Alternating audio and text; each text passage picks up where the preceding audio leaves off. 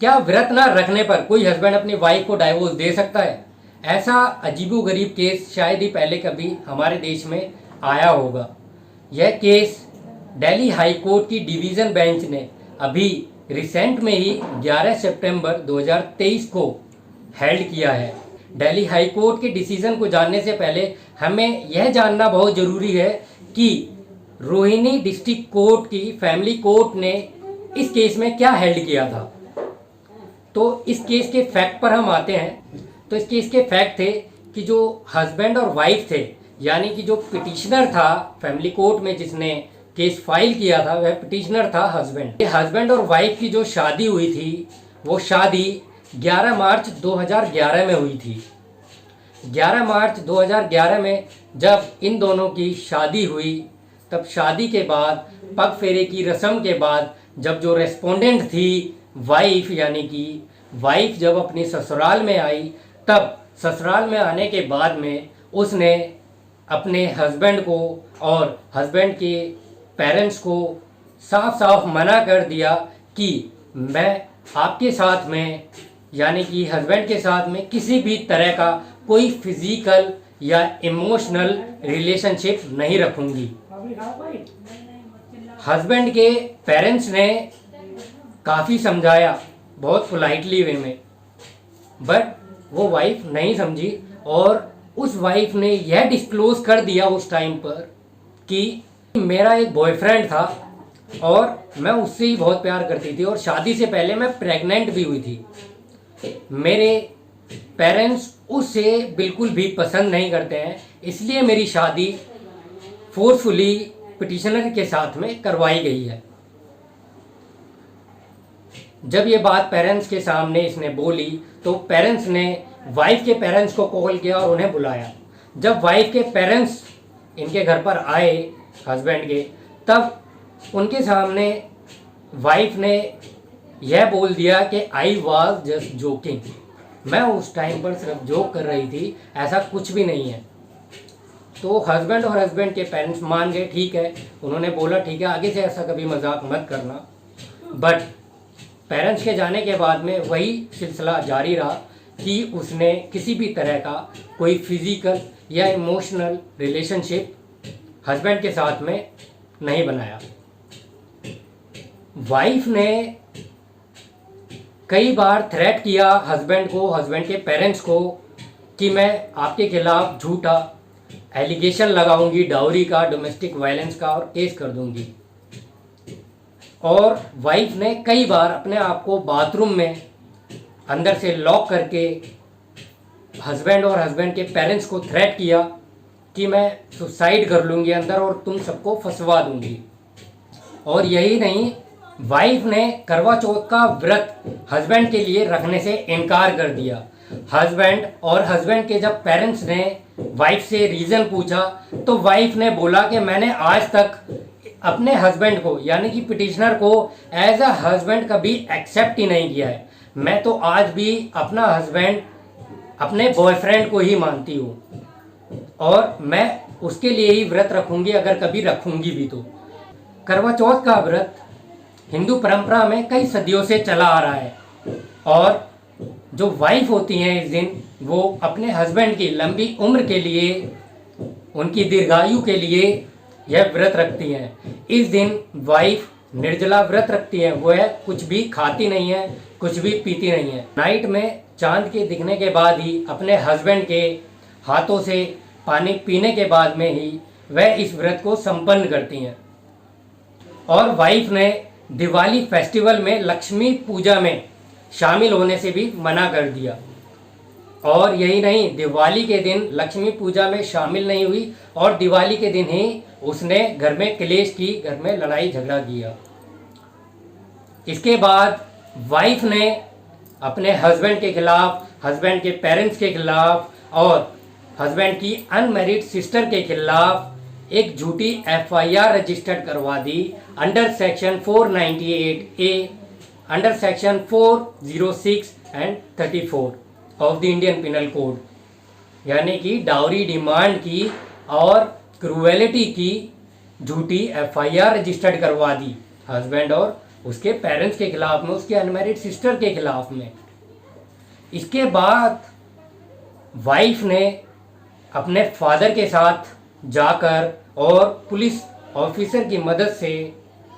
अपने हस्बैंड के ऑफिस में जाकर उसकी रेपुटेशन को हार्म किया, वहाँ क्लेश की उसके ऑफिस में जाकर,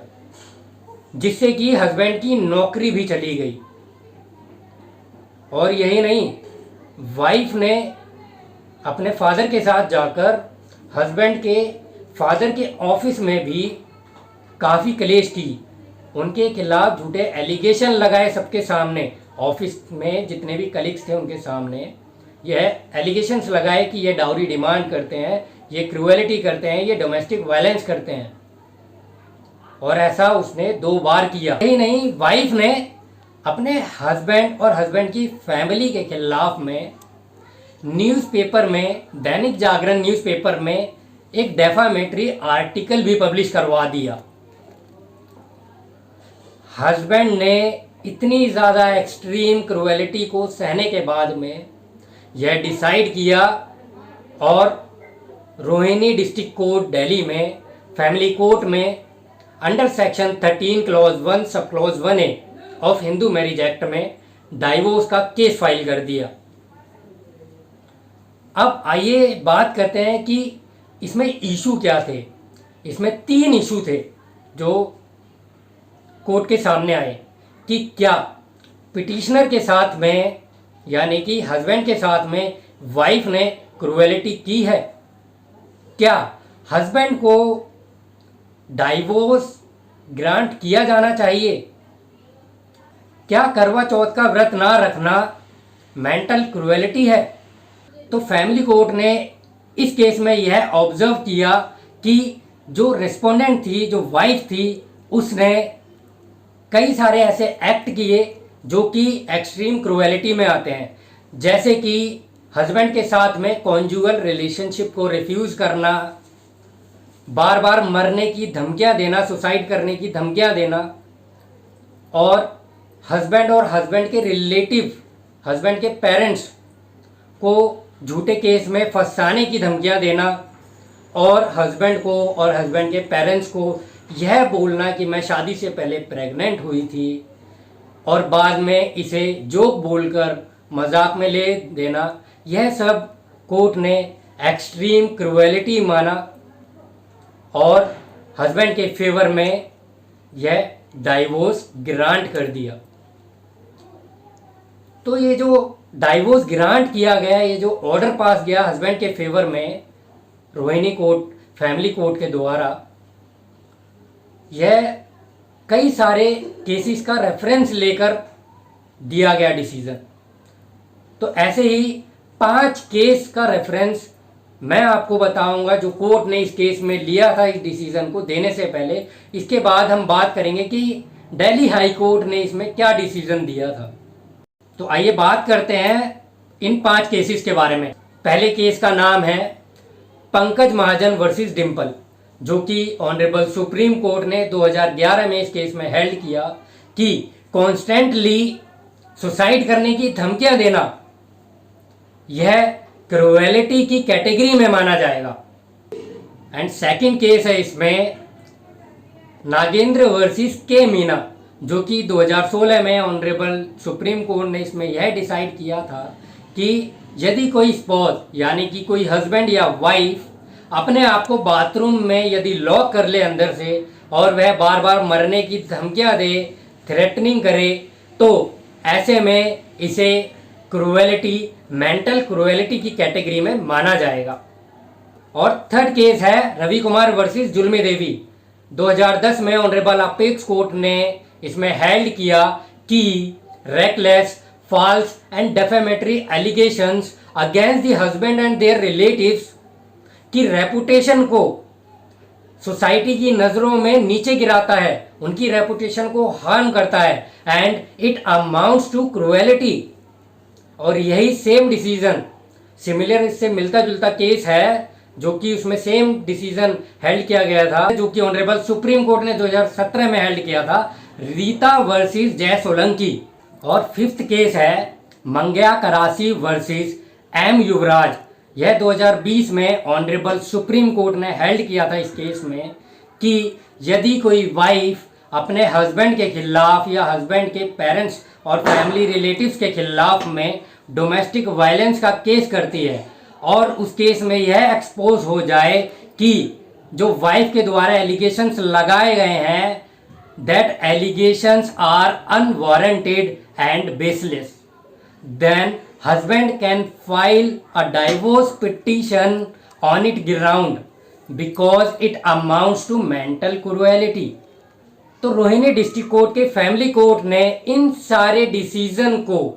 ऑब्जर्व करने के बाद में और पिटिशनर के यानी कि हस्बैंड की पिटीशन को रीड करने के बाद में और ओवरऑल जितना भी केस के फैक्ट्स हैं उन सब को इशू को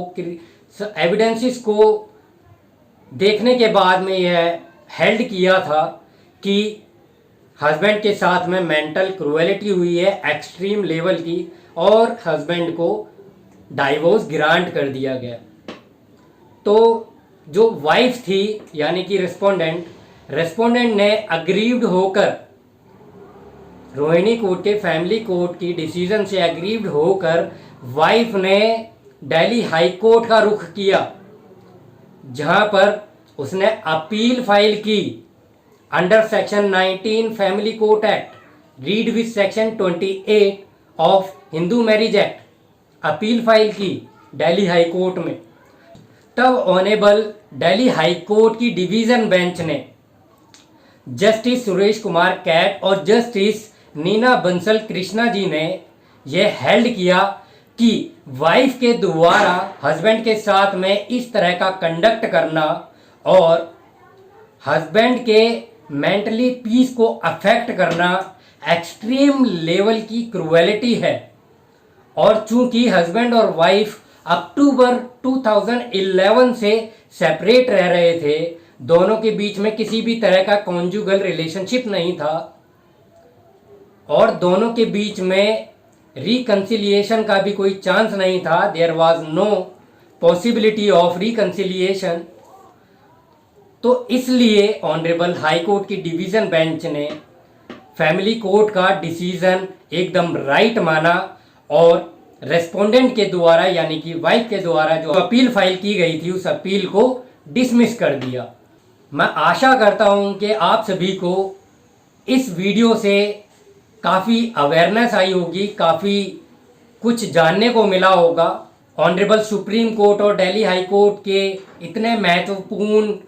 6 डिसीजन से। और मैं लास्ट में बस यही कहूँगा कि चैनल को सब्सक्राइब करें, वीडियो को लाइक करें और अपने फैमिली फ्रेंड्स के साथ में ज़्यादा से ज़्यादा इस वीडियो को शेयर करें ताकि आपके साथ साथ सभी इस नॉलेज से, इस रूल से, इन रेगुलेशन से, इन केस लॉ से अवेयर हो सकें।